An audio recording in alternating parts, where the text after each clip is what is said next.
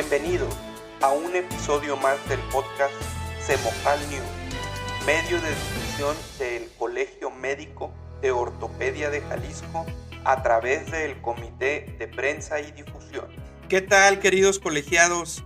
Es un gusto para mí estar con ustedes en este nuevo capítulo, dándole seguimiento a los temas que hemos venido tratando como si fuera una serie, que en realidad nunca estuvo planificado así, pero las circunstancias se prestaron y pues ahora estamos de lujo y de manteles largos, honrados con la presencia de una ponente internacional, nuestra primera invitada internacional, y estamos más que orgullosos de haber logrado esta charla con la doctora Claudia Marcela Medina Monge. La doctora Claudia Marcela es ortopedista y traumatóloga, tiene un magíster en educación y desempeña su práctica profesional en la Clínica León 13 de la ciudad de Medellín, en Colombia. La doctora Medina es buena amiga de nuestra federación, ha participado activamente en el ámbito científico con nosotros, tiene un artículo publicado en la revista Ortotips que se acaba de editar, que se nos hizo llegar hace poco, y aparte de todo esto, la doctora pertenece al Task Force de la Fundación AO. ¿Cómo está, doctora Medina? Qué gusto saludarla. Hola Joel, muchísimas gracias por la invitación. El gusto es mío poder estar aquí con todos ustedes y con el grupo de FEMECOT, que como bien lo dices, somos amigos hace varios años. Claro que sí. Yo le agradezco mucho haberse hecho un tiempo de su agenda muy apretada para platicar con nosotros. Ya todos nuestros colegiados, pues en realidad toda la federación ya tuvo oportunidad de acercarse al artículo que usted nos compartió para nuestra publicación. Y bueno, como comentaba al principio, sin haberlo planificado de esta forma, hemos tenido la posibilidad como de darle un poco de seguimiento al tema de la educación, de lo que es la ortopedia, la formación en ortopedia, particularmente para nosotros en México. Y yo creo que para usted y para su hermoso país, pues no creo que haya gran diferencia porque finalmente, pues latinos somos. Y yo creo que lo más probable es que gocemos de fortalezas muy similares, pero probablemente de situaciones o áreas de oportunidad muy similares también. A mí me llama mucho la atención leer acerca de lo que usted nos platica, de lo que usted nos escribe, nos comparte en su artículo acerca de liderazgo, porque embona muy bien con lo que hemos venido platicando acerca de el papel o el rol que desempeñan las mujeres en la ortopedia, eh, la educación en ortopedia, cómo nos formamos, cómo se formaron nuestros maestros, cómo se están formando las nuevas generaciones en esta época digital y pues todas las áreas de oportunidad que tenemos, por no llamarles problemas francos, ¿verdad? Entonces, me encantaría, doctora, que nos diera su punto de vista, su perspectiva como educadora que es y como una persona pues tan destacada en el ámbito de la ciencia y la investigación de nuestra área. Pues mira Joel, a mí me complace mucho que hoy día podamos hablar de estos temas tan tranquila y abiertamente, ¿sí? Exacto. Primero que todo. Probablemente si hace 10 o 15 años se me hubiera ocurrido escribir un artículo de liderazgo femenino, no me lo habrían aceptado en ninguna publicación, porque Es no, probable. sí, no era un tema del que se hablara. Entonces sí me parece súper importante que hoy día se le da verdadera relevancia a estos temas que tienen mucho que ver con los desenlaces profesionales de todas las personas, ¿sí? Para ser un buen profesional no solamente necesita ser un muy buen cirujano, obvio que todos queremos ser buenos cirujanos y entre más experiencia tenemos, pues mejores cirujanos vamos a ser, Por pero supuesto. en la vida no todo es ser buen cirujano y ya, chequeado y entonces tienes garantía de buenos resultados o de éxito en la vida. Entonces, me parece que son temas de los que hay que hablar, me parece que son temas de los que hay que aprender. Tenemos una cantidad de prejuicios con respecto a estos temas, tenemos una cantidad de sesgos también. En el artículo yo les cuento cómo es muy común que se diga que es que los líderes hombres y las líderes mujeres somos diferentes o nos comportamos diferente o tenemos unos desenlaces diferentes de acuerdo a las decisiones que tomamos. Y finalmente lo que está publicado, porque una cosa es lo que se dice popularmente y otra cosa es lo que tú encuentras publicado en la literatura, lo que se ha Exacto, podido estudiar del tema nos habla de que somos mucho más parecidos de lo que creemos. Y resulta exactamente. que la dificultad de tener esos sesgos en el pensamiento de cómo es el liderazgo entre los diferentes géneros no trae dificultades solamente por el hecho de que sea una idea que no está ajustada a la realidad, trae dificultades porque eso genera sesgos en las empresas, eso sesga los hospitales, los procesos de selección, porque si quien está sentado seleccionando personas en una empresa o en un hospital para una residencia tiene esos sesgos en su cabeza, pues probablemente va a tomar decisiones que no son justas para todas las personas que se están presentando. Entonces, sí es importante la relevancia que tiene ahora, pero es muy importante que empecemos a generar ese cambio cultural en todos los entornos, en los hospitales, en las empresas, en las familias, porque si tú te pones a pensar, probablemente uno recuerda cosas de su familia o de su casa y en cada familia tiene que haber habido una conversación en la que tú estás incómodo, te sientes con cierta sesgo de o cierto comentario discriminatorio de cualquier cosa entre hombres y mujeres. Entonces, yo sí creo que firmemente en que hay que generar ese cambio cultural en todos los entornos. Totalmente de acuerdo y tiene toda la razón. Yo creo que esta situación del sesgo, así como usted bien lo plantea, viene desde casa. Va muy de la mano con la educación que recibimos y con esta idea sociológica radical en donde se nos plantea que el machismo latino tiene sus raíces muy, muy, muy bien fundamentadas y profundas en la educación de que nos proveen nuestras madres y, Y pues, yo nuestros padres. sí, totalmente, claro, claro, por supuesto, pero, es complicado, definitivamente. En el artículo, doctora, usted enfatiza mucho algo que me llama mucho la atención, que nos gustaría que nos platicara, en donde habla acerca de habilidades duras y blandas.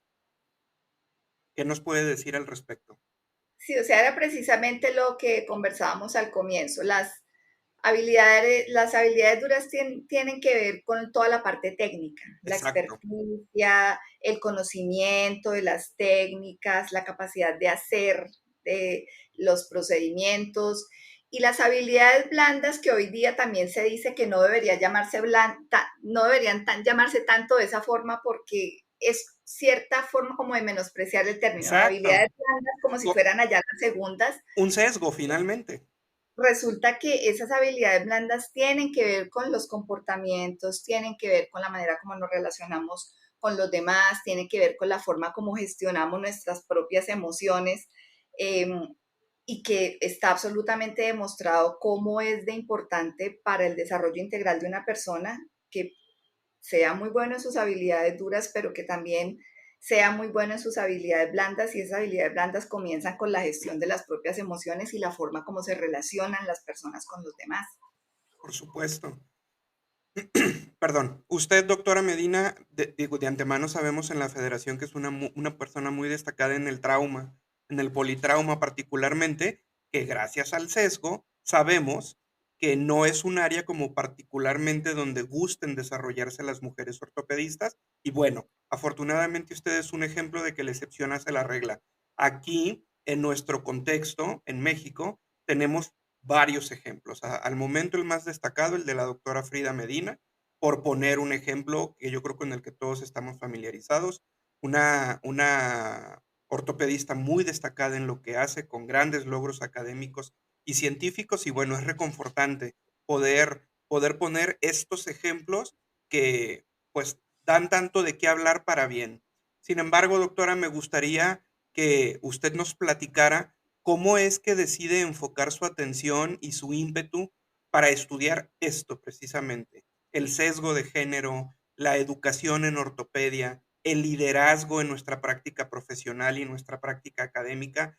Y no sé si hay alguna situación ahí, algún evento que la hizo a lo mejor detener la marcha y decir, creo que es momento de enfocarme en esto y darle notoriedad?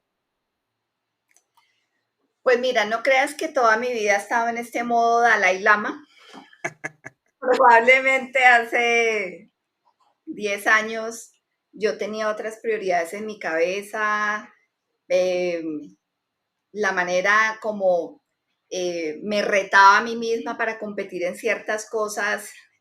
Hoy día creo que era muy desgastante, pero también creo que tenía una razón muy clara y es que hace 10 o 15 años las condiciones para nosotras eran muy difíciles, entonces Claro, uno tenía que vivir a la defensiva todo el tiempo, abriéndose camino a las malas en muchos entornos porque siempre tenías el peso encima de que es mujer ortopedista y que de pronto no tiene las habilidades y que de pronto no tiene las capacidades y que eso seguro entonces se casa y entonces el día que pelee con el esposo llora y el día que el hijo se le enferme no viene a trabajar. Y, o sea, hay una cantidad de cosas con las que uno tiene que empezar a luchar. Entonces, probablemente en ese momento creo que la vida la llevaba muy a la defensiva porque tocaba, pues claro, porque era la única manera de sobrevivir. exacto. Pero como te digo, eso termina siendo una manera desgastante de vivir, ¿sí? Estar todo el tiempo pensando en, en, en defenderse y en ver a ver quién me va a atacar ahora, cuál es el siguiente reto. Y yo amo los retos, pero también aprendí que hay formas de llevar los retos de manera mucho más tranquila. Ahí es donde yo te hablo de la gestión de las emociones propias.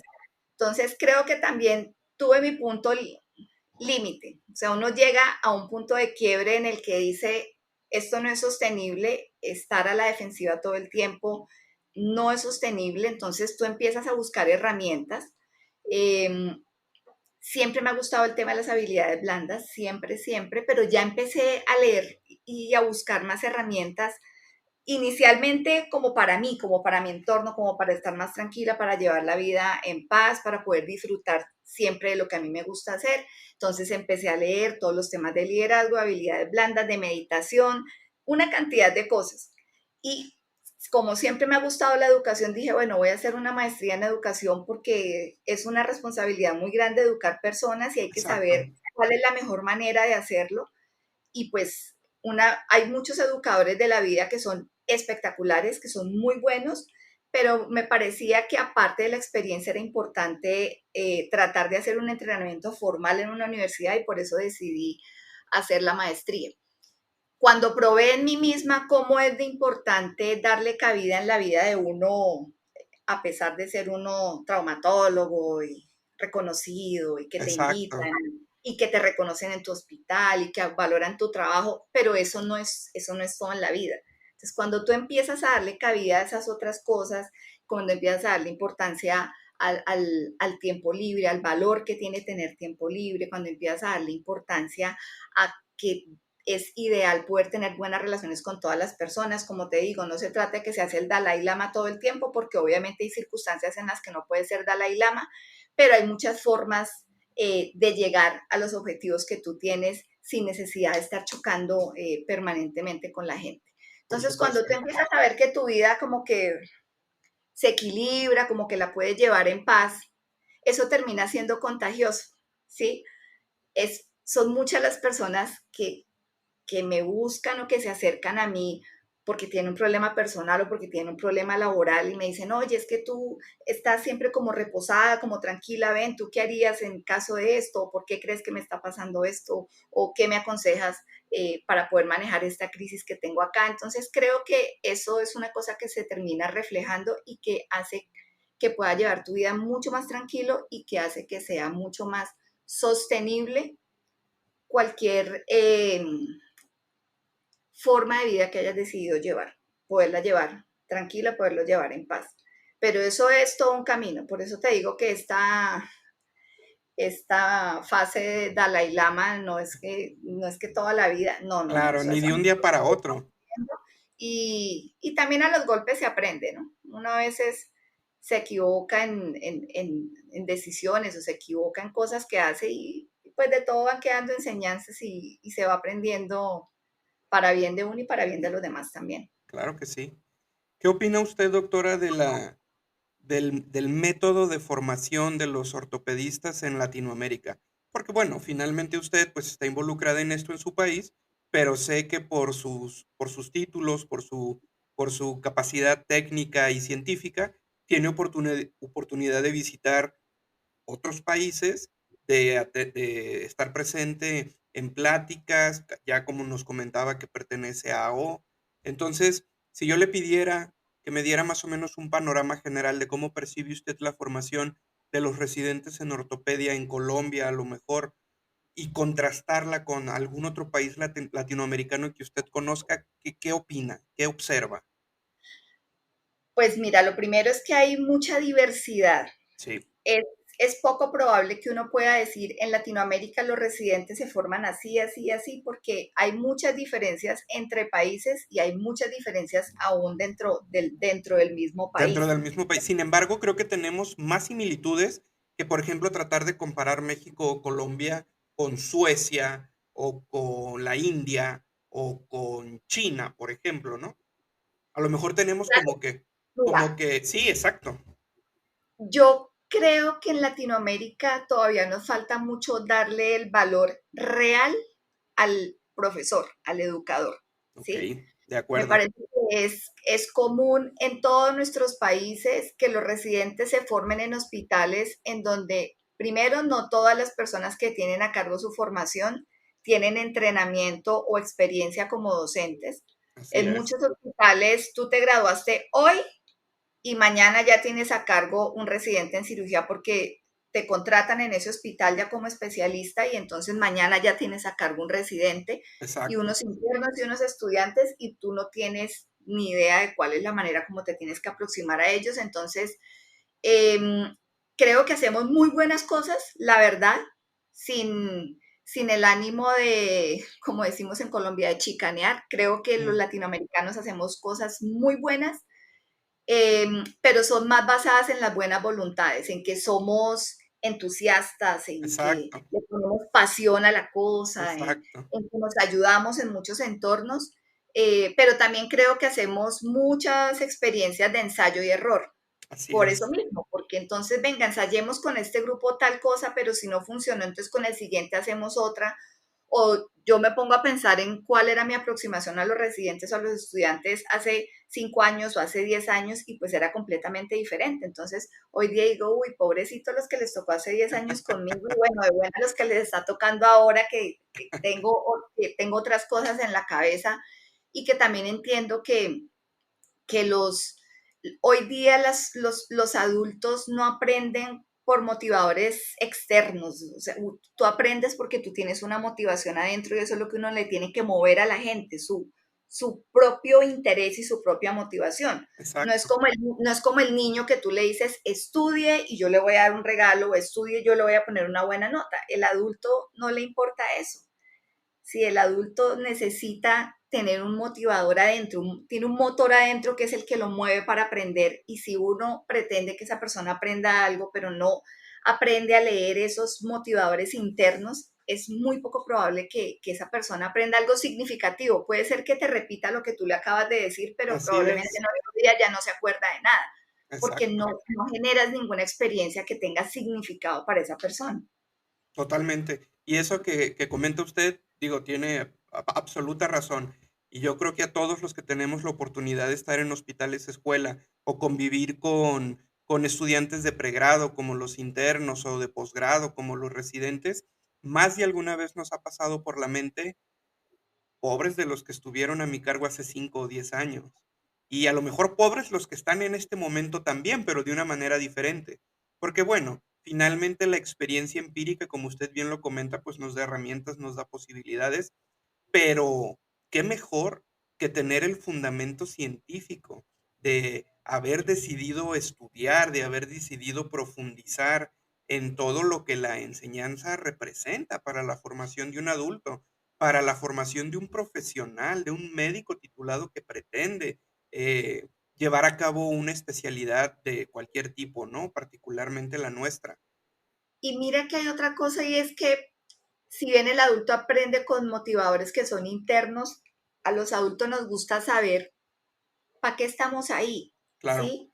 Y creo que en Latinoamérica nosotros tenemos muchas deficiencias en la parte curricular, en los objetivos que tienen las rotaciones de cada residente. Las mismas universidades envían los residentes a los hospitales y el residente llega y, doctora Medina, buenos días, yo voy a entrar con usted a cirugía hoy, pero ajá, uno no exacto. sabe cuál es el objetivo de esa persona de estar ahí, qué debe cumplir, cuáles son las metas para esa persona en la rotación que va a tener en tu hospital.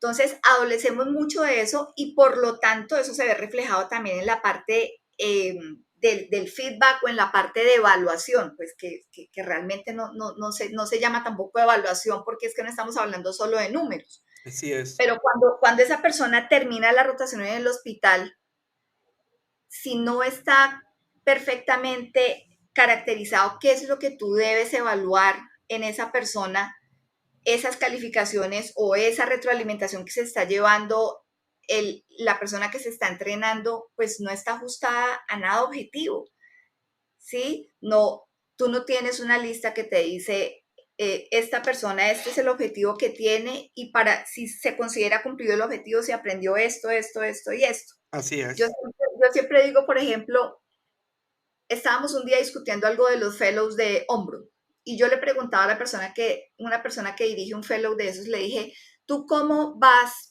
a certificar que esta persona ya está en capacidad de hacer determinadas cirugías de hombro? ¿Cuántos, ¿Cuántas fracturas de húmero proximal tiene que operar una persona que está haciendo un fellow para que tú la certifiques y diga, efectivamente, esta persona Es ya está en experta. capacidad de Ujú. hacerlo? Eso no lo tenemos definido. Exacto, Sí, exacto. eso no lo tenemos definido. Entonces, si no tenemos definido en muchos casos ni siquiera los objetivos de un residente en una rotación, pues mucho menos tenemos definido cuántas cirugías necesita este residente para que yo certifique que realmente él es capaz de hacer esto o que cumplió la meta de la rotación o el objetivo de la rotación. Entonces, en eso, en este lado del mundo, estamos muy lejos todavía de los europeos o de los mismos norteamericanos. Totalmente de acuerdo. Justo eso platicábamos con los invitados anteriores que han estado con nosotros platicando y bueno, poniendo el ejemplo particular de nuestro país, porque pues, no me atrevería ahí sí a universalizar este ejemplo con el resto de Latinoamérica, pero el sistema de salud pública mexicano tiene evidentemente muchas fortalezas, pero también tiene debilidades y debilidades importantes para la forma en la que se educa a los recursos humanos en salud y cómo repercute esto en la salud de la población. Entonces, el sistema de salud público mexicano depende de una manera abrumadora de los becarios, de los becarios de pregrado y de posgrado. Es una avalancha que no se detiene. Entonces, que desafortunadamente nos obliga a estar en una continua carga de trabajo desbordada y que no nos permite precisamente hacer justo esto que usted comenta, sentarnos a hacer un plan, a hacer una estrategia, un checklist, por ponerlo de alguna manera, de qué es lo que se pretende lograr con la formación del médico interno o del médico residente y cómo vamos a determinar si efectivamente se logró ese objetivo. Entonces, pues es nuestra realidad en México. Es la manera en la que nos hemos venido formando los especialistas y particularmente los ortopedistas por no sé cuántos años. Y es complicado. Y es complicado sobre todo si no volteamos a, pues a ver qué es lo que está pasando con las generaciones que estamos egresando y las que nos egresaron a nosotros y cómo está repercutiendo eso finalmente en el sistema de nuestro, en nuestro sistema de salud en el gran esquema de las cosas, ¿no? Es que mira que la parte de educación, es mi opinión personal, creo que debería terminar siendo considerado como si fuera una subespecialidad. Sí, Y hay varias razones. Una es porque no a todo el mundo le gusta, así es, ¿sí? Y es transparente, o sea, ¿quién dijo que es que a todos los médicos nos tiene que gustar enseñarle a otros? Pues exacto, no. A mí hay cosas de la medicina que no me gustan y no las hago. así es, Pero el que no quiera educar, pero que esté en determinado hospital, igual le sientan un residente al lado. Entonces, cumple, pues sí, está cumpliendo con su contrato porque deja sentar al residente al lado, le enseña Ujú, algo, pero no le enseña nada porque no quiere, no le gusta, por lo que sea. ujú, Y el camino sigue así porque es que eso tiene muchas aristas. O sea, si un sistema quiere tener un grupo de educadores que se hagan cargo responsablemente y de manera organizada del entrenamiento de los residentes, pues eso es un trabajo que hay que pagar. sí, Creo que en nuestros sistemas latinoamericanos, en parte creo que por culpa nuestra también, no, no hay esa conciencia de que es un trabajo por el que te deben pagar porque estás educando a los otros médicos. Entonces tú estás en un hospital y te ponen los residentes y los internos y pues si te gusta y quieres, pues les enseñas, pero pues si no quieres, no les enseñas y gana exactamente igual el que le enseñó al residente o el que no le enseñó nada. claro. Es exactamente igual. Y tener una sesión académica con un residente o un interno implica tiempo, tú tienes que prepararte, tienes que leer los artículos, tienes que planear la actividad. Entonces son una cantidad de cosas que implican unos tiempos adicionales, pero que ningún sistema de este lado del mundo está dispuesto a reconocer, porque en los otros países que hablábamos, pues son otros continentes sí, pero en este lado del mundo no. Entonces, como que nadie quiere pisar ese callo, Sí, porque es que sí, obviamente, claro, tienen razón, es muy importante las estrategias, es muy importante educar a las futuras generaciones, y eso lo decimos muy bonito, sí, pero eso exacto. implica un trabajo que requiere una inversión de dinero de todos los sistemas de todos los países y esos sistemas, los ministerios de salud, los hospitales, no están dispuestos a invertir en eso. Exacto, exacto, totalmente de acuerdo. Y bueno, finalmente, pues esto nada más pone en evidencia lo que venimos platicando desde el momento, ¿no? Son más las similitudes que tenemos en la formación de nuestros especialistas como países latinos, perdón, que las diferencias. Más o menos haciendo la analogía con lo que usted describe en el artículo, donde cuando se trata de liderazgo entre hombres y mujeres, son más las similitudes que tenemos que las diferencias. Entonces, pues es una manera práctica y sencilla de traspolar algo que suena tan sencillo, pero que en realidad es tan importante y tan fácil de ver, así como usted lo planteó en su manuscrito. Doctora Medina, áreas de oportunidad, ya desde el punto de vista de esta educación extra que usted obtuvo, esta preparación extra como en educación, como educadora, como docente, ¿qué podemos hacer? ¿Qué cree usted que es lo prioritario, lo urgente, sin desatender lo demás? Mira, yo creo que se pueden hacer muchas cosas. Cuando tú me hablas de desatender lo demás, ¿de qué estás hablando? De las habilidades técnicas, ¿cierto? De que Lo que pa tenemos que formar buenos Sí, cirujanos. exacto, claro, porque yo creo que es algo en lo que estamos de acuerdo, ¿no? Digo, por supuesto que nos interesa tener médicos empáticos, simpáticos, que tengan muy bien desarrolladas esas habilidades blandas, pero finalmente lo que necesitamos sobre todas las cosas es un buen cirujano, es un buen clínico. Entonces, siento yo que en la manera en la que pensamos, en la que trabajamos, en la que nos educamos, es atender siempre lo más urgente, porque siempre hay algo que urge, y a lo mejor el fondo, el trasfondo, la esencia, pues ahí más o menos que se vaya desarrollando solita, ¿no?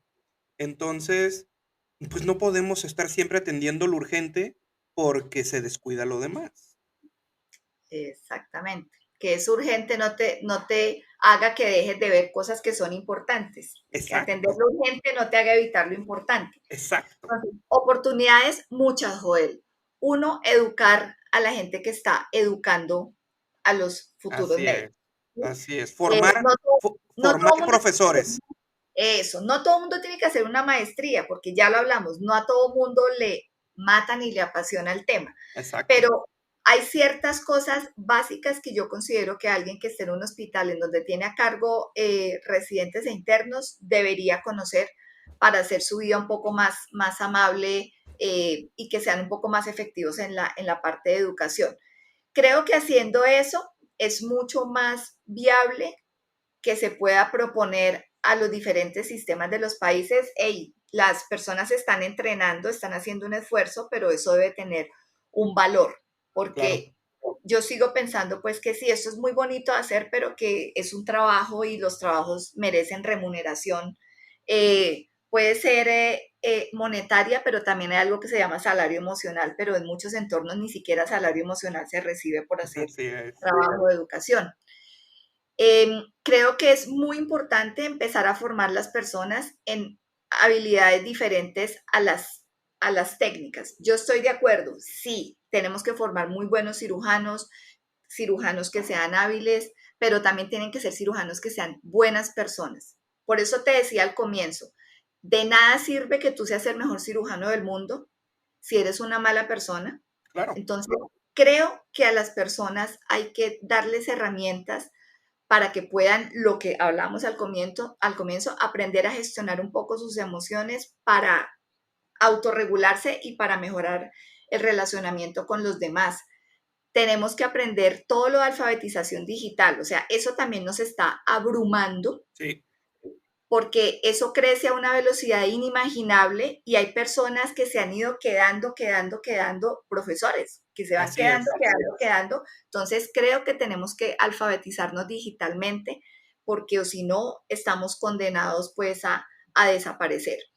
Y todas las habilidades que tienen que ver con el relacionamiento con los demás, o sea, con ser empático, ser capaz de ponerse en el lugar del otro, aprender a ver cuáles son los mayores potenciales de liderazgo que tienen todas las personas en los equipos. Hoy día ese líder solo, que avanza solo y que le da órdenes a todo mundo, está mandado a recoger. Hoy día el liderazgo es muy colaborativo, es de formar equipos de alto desempeño, es de ver lo mejor que tiene cada persona y hacer unos equipos que realmente generen buenos resultados. Entonces, todos esos estilos de liderazgo también han cambiado y eso también hay que enseñárselo a la gente porque sobre todo en nuestra profesión, todavía hay muchas figuras de liderazgo que se atornillan en un cargo, en un puesto o en un lugar y que no quieren darle cabida a nadie más porque están acostumbrados a esos estilos antiguos de liderazgo. Entonces creo que eso es una cosa que también hay que intervenir. Entonces es educar a los educadores, es enseñarle a las personas algo más que ser buenos cirujanos, que hay que ser buenas personas, aprender a gestionar las emociones, a relacionarse bien con los demás y la alfabetización digital, porque si no estamos condenados a desaparecer. Qué síntesis tan espectacular, doctora. Muchas gracias. Me encantan los puntos tan concretos y tan sencillos.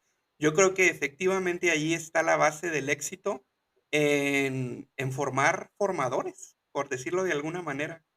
Eh, Encantado, doctora. Me pareció excepcional. Y pues no sé si le gustaría a usted darnos algún otro detalle que se nos haya pasado platicar, alguna situación que considere necesaria que sepamos para poder redondear nuestra plática. Mira, yo pienso que los latinoamericanos somos muy buenos y somos muy apasionados, pero nos falta aprender a formar equipos de alto desempeño. Yo estoy segura que en estos temas hay muchas iniciativas en todos los países de Latinoamérica, en muchos hospitales en México, en muchos hospitales en Colombia. Entonces, yo sí invitaría a las personas a que traten de comunicarse. Hoy día comunicarse con cualquier persona es muy fácil para juntar esos esfuerzos y que realmente logremos cosas que sean significativas, que generen muy buenos desenlaces para todas las personas que se están educando ahora, porque estamos juntando esfuerzos, pero un pequeño esfuerzo separado en cada lado no va a funcionar igual. Eso es como los dedos de la mano. Si cada uno está separado, pues no funciona igual que cuando juntas los 5 dedos y haces un puño. Entonces, Claro, es como comuniquémonos porque hay mucho en lo que podemos trabajar, hay mucho que podemos hacer, hay mucho que podemos investigar, se puede hacer investigación multicéntrica en educación, en las estrategias que estamos utilizando en nuestros hospitales, se puede hacer investigación en liderazgo para que nosotros podamos conocer nuestra propia realidad. Entonces es, hombre, juntémonos que hay gente que es muy buena y que está haciendo muchos esfuerzos, pero esos esfuerzos solitos, aislados, no producen tan buenos resultados. exacto. No trascienden. Y yo creo que un muy buen ejemplo de cooperación, pues lo tenemos en esta plática, donde finalmente tenemos la oportunidad de tener esta charla tan amena y tan agradable, usted en su país, yo en el mío, y hablando apasionadamente de algo que se nota que nos gusta. Doctora Medina, pues no me queda nada más que agradecerle en representación de la FEMECOT, en representación del Colegio Médico de Ortopedia de Jalisco, de la mesa directiva 2022-2023. Le agradezco nuevamente por su tiempo, por hacernos un espacio y por compartirnos de, de esto que evidentemente se nota que le apasiona. Muchas gracias, doctora Medina, que es un placer haber estado platicando con usted este ratito. Joel, muchas gracias por la invitación. Un abrazo muy, muy grande para todo el grupo de FEMECOT. Muchas gracias. Estimados colegiados, les recuerdo que se echen un clavado para revisar este número de nuestra revista Ortotips, donde tenemos el artículo de liderazgo de la doctora Medina, pero también tenemos una gran cantidad de artículos, todos y cada uno de ellos escritos principalmente por mujeres ortopedistas, un número editado por mujeres ortopedistas, donde la calidad en el trabajo está está ahí, está implícita. Y pues estamos en contacto a través de las redes sociales, como lo hemos venido haciendo hasta este momento, y con todas las ganas de que este proyecto continúe y se siga consolidando como un medio de difusión para nuestro colegio y para nuestra federación. Muchas gracias. Nos vemos la próxima. Nos escuchamos en realidad. Bye.